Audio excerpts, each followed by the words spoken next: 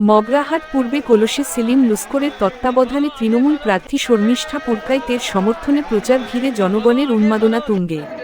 প্রায় ৬ কিলোমিটার রাস্তা জুড়ে ডোর টু ডোর প্রচারে অংশ নেন দলের প্রার্থী শর্মিষ্ঠা পুরকাইত এর সমর্থনে ব্লক সহ সভাপতি সেলিম লস্করের তত্ত্বাবধানে এই বিশাল মিছিল। প্রচার চলাকালীন রাস্তার ধারে উপচে পড়া ভিড় লক্ষ্য করা যায়।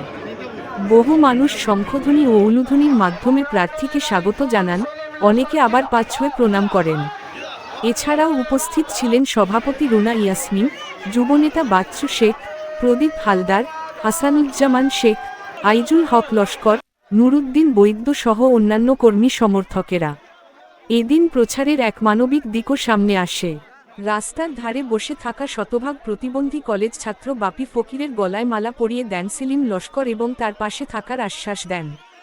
এই ঘটনায় স্থানীয়দের মধ্যে আবেগঘন প্রতিক্রিয়া দেখা যায়।